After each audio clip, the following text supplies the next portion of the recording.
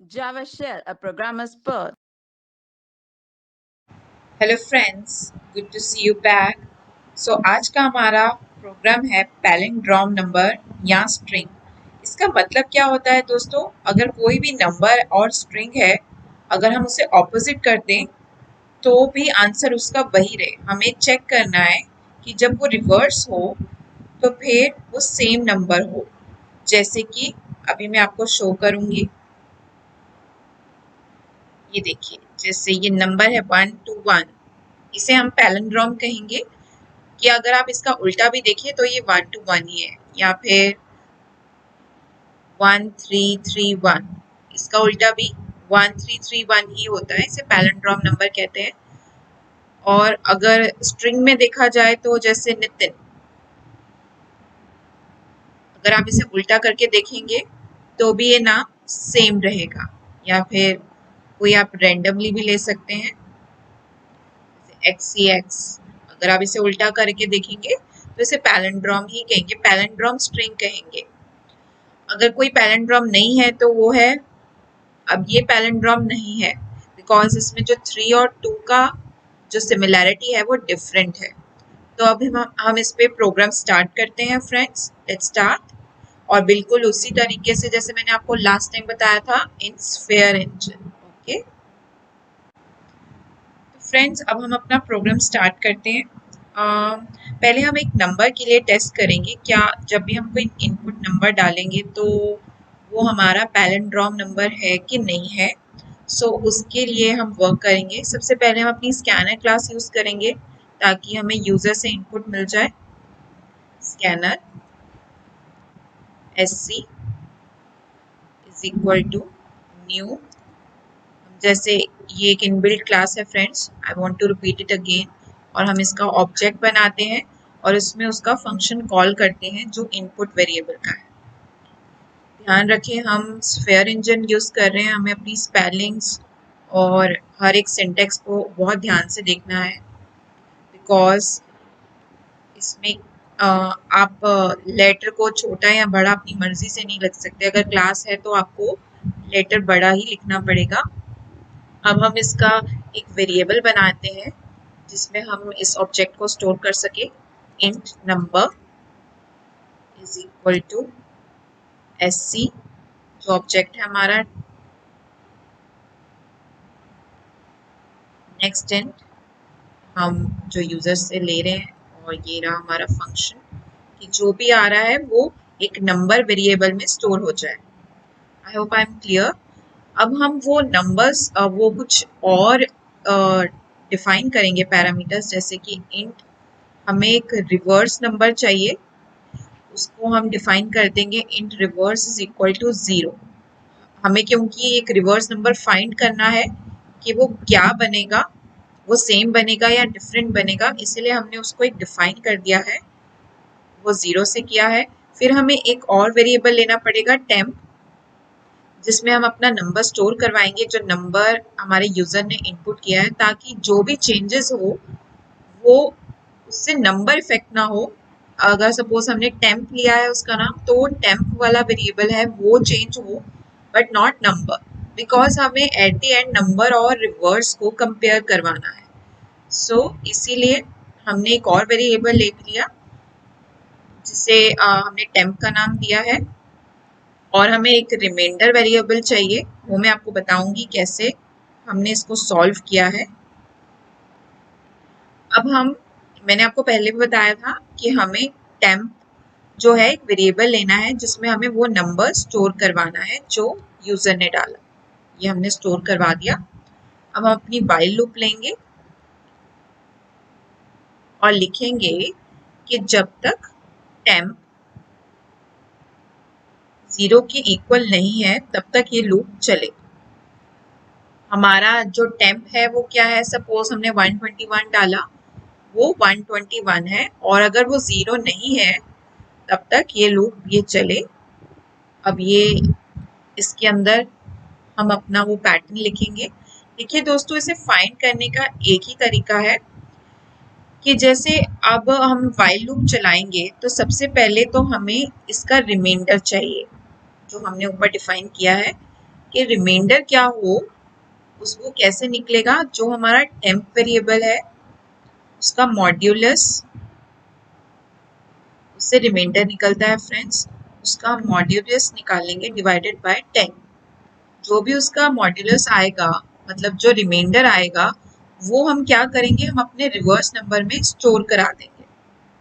वो क्या है, रिवर्स। अभी हमारा क्या है, 0, इसीलिए 10 प्लस जो हमारा रिमाइंडर आया है वो, सपोज हमने 121 लिया फ्रेंड्स, तो 121 डिवाइडेड बाय 10, जो मॉड्यूलस आएगा उसका वो आएगा 12।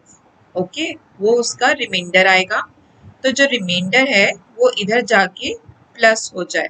अब रिवर्स हमने ऑलरेडी 0 लिया है, 0 into 10 will be 0 and remainder जो हमारा आ रहा है वो है 12, तो फिर वो उसमें ऐड हो जाएगा।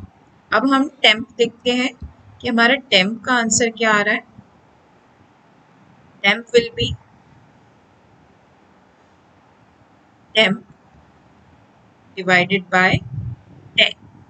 अगर आप इसे डिवाइड करते हैं तो आप इसका क्वेश्चन देखेंगे तो क्या आता है, वो आएगा आपके पास 12। तो फिर हमें इस चीज़ का ध्यान रखना है।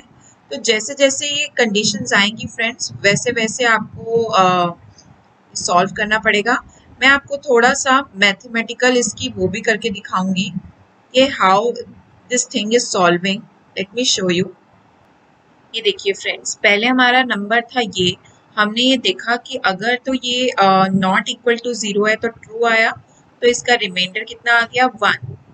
ओके, जब आपने इसको डिवाइड किया तो ये 1 आ गया, तो इसका रिवर्स इंटीजर की वैल्यू क्या बन गई हमारी, 1। पर इसका क्वेश्चन कितना आया, जो हमने डिवाइड करके देखा था वो 12 आया। वो फिर से रीरन होएगा इसमें, और फिर उसके बाद इसका रिमाइंडर आएगा 2, और ये फिर रिवर्स इंटीजर के लिए सॉल्व हो जाएगा। अगर आप देख सकते हैं उसके बाद भी हमारा ये नंबर आएगा 1, और फिर भी ये नॉट इक्वल टू 0, इसका रिमाइंडर 1 आएगा, और ये फर्दर 12 इंटू 10 प्लस 1 के लिए सॉल्व होगा। अब उसके बाद फिर से हम देखेंगे तो नंबर रह जाएगा 0, तो ये स्टेटमेंट हो जाएगी हमारी फॉल्स, और ये फर्दर हमारा सॉल्व नहीं होगा। तो this is the actual step of palindrome, जो हमारे एग्जीक्यूटिंग स्टेप्स है। बेसिकली पहले हमें उसका रिमाइंडर निकालना है, जो फर्स्ट का था रिमाइंडर 1 है, और फिर हमें रिवर्स इंटीजर सॉल्व करना है। फिर उसके बाद इसका रिमाइंडर 2 आता है, फिर हमें उसके लिए करना है, जो रिवर्स इंटीजर की वैल्यू है वो पहले वाली उठाई जाएगी क्योंकि एक लूप चल रहा है। फिर वैसे वैसे इस तरह चेंजेस आएंगे। अब हम नेक्स्ट स्टेप करते हैं, इफ एल्स लूप लगाएंगे। अब यहाँ पर हम इफ एल्स लूप लगाएंगे, इफ। अब यहाँ पर हम टेम्प नहीं लिख सकते क्योंकि टेम्प में ऑलरेडी चेंजेस हो चुकी हैं। हम यहाँ पर लिखेंगे if number is equal to reverse number. मैंने आपको दिखाया फ्रेंड्स कि जो एंड में जो नंबर है, वो जो रिवर्स नंबर है, उसकी वैल्यू बिल्कुल नंबर की इक्वल हो जाएगी। यू कैन सी जो लास्ट में आप देख रहे हैं रिवर्स इंटीजर की वैल्यू, जो हम बार बार सॉल्व करते हैं इसको, इसकी वैल्यू 121 रह जाएगी। तो अगर ये इक्वल है तो हमारे सामने प्रिंट हो जाए सिस्टम डॉट आउट। देखिए मेरे एस मिसिंग है और यहीं पर एरर आ सकती है। System dot out dot print line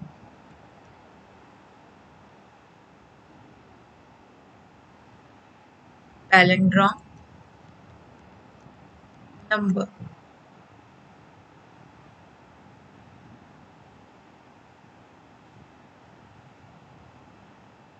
else ये लाइन कॉपी कर सकते हैं,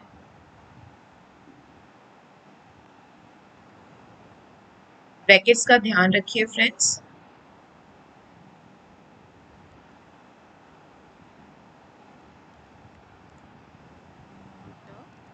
पैलिंड्रोम।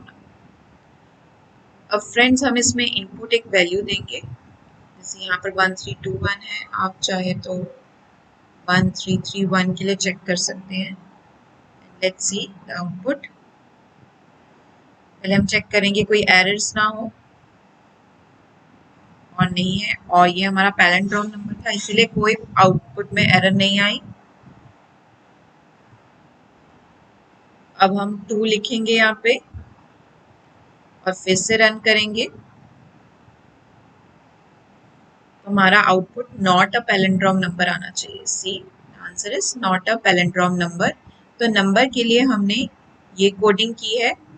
आई होप आपको ये क्लियर है। अब हम करेंगे स्ट्रिंग वेरिएबल के लिए कि अगर सपोज नितिन नाम है तो अगर उसको रिवर्स किया जाए तो आउटपुट अगर सेम आए तो उसे पैलिंड्रोम स्ट्रिंग कहेंगे। Let's see how the program works. So string palindrome start करने से पहले मैं आपको स्ट्रिंग के बारे में, इस फंक्शन के बारे में कुछ बताना चाहूँगी। इसमें 2 फंक्शन एक्चुअल में यूज़ करेंगे। पहला है हमारा स्ट्रिंग डॉट लेंथ और दूसरा है हमारा स्ट्रिंग डॉट कैर एट आई।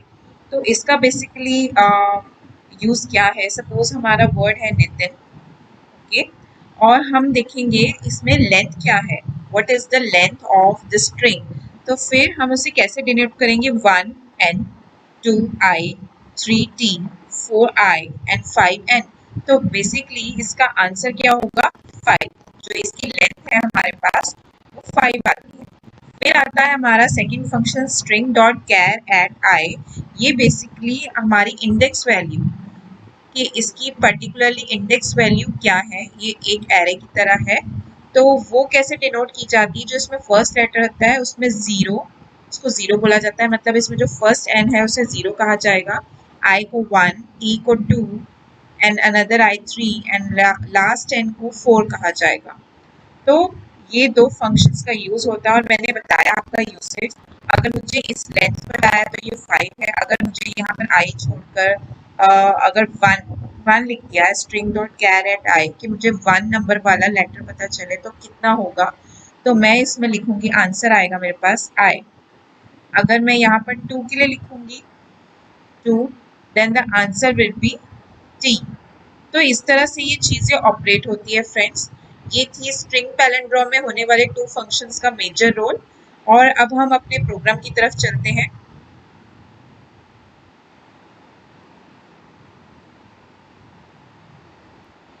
सो ये रहा हमारा प्रोग्राम, हमने स्कैनर क्लास का यूज़ किया है। ये फर्स्ट 2 लाइंस हमारी स्कैनर क्लास की है।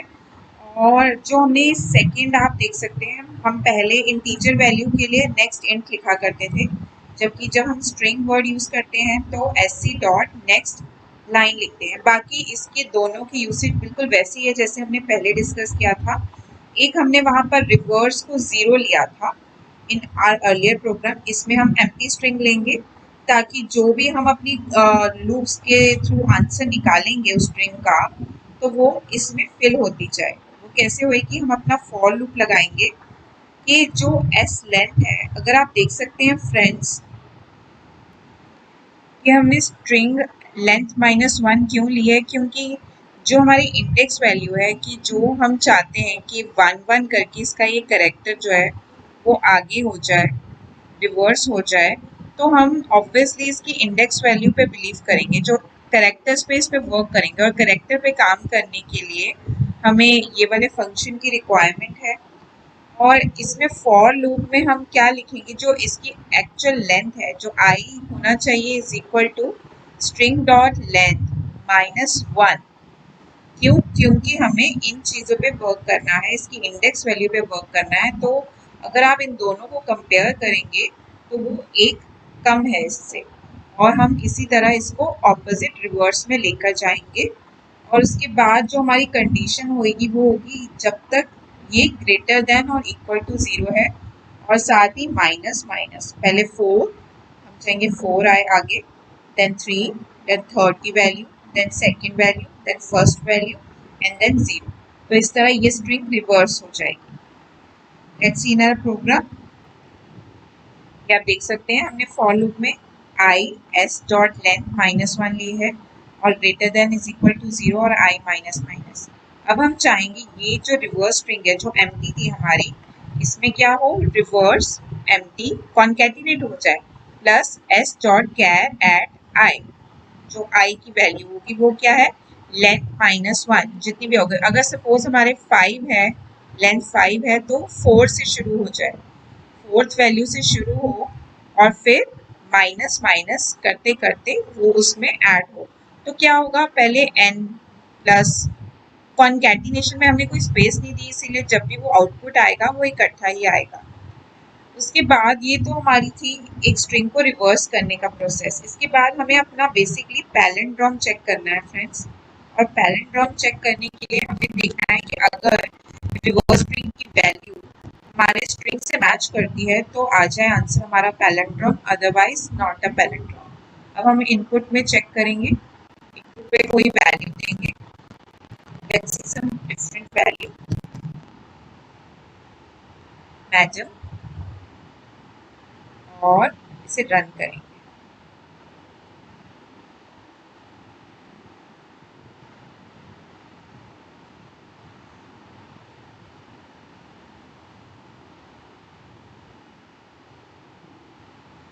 कह रहे हैं madam not a palindrome string but it's a palindrome, right.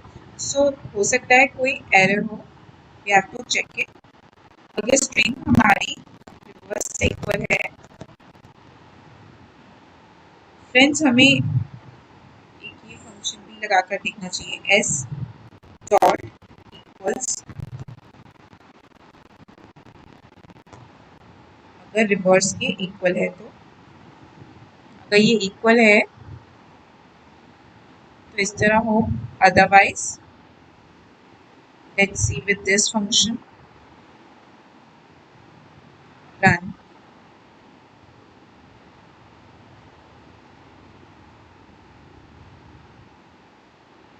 फिर कह रहा है कोई एरर आई है,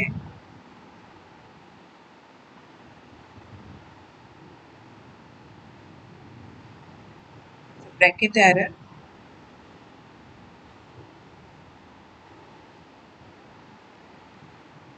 ने रिवर्स को बंद नहीं किया था, तो we will close it and run it again.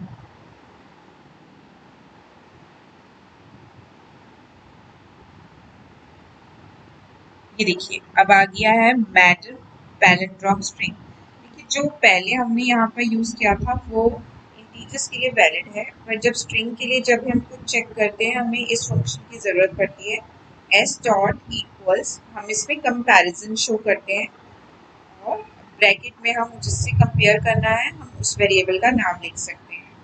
So that is it friends, हमने आज दो टॉपिक्स कवर किए, एक तो reverse palindrome of integer and palindrome of a string.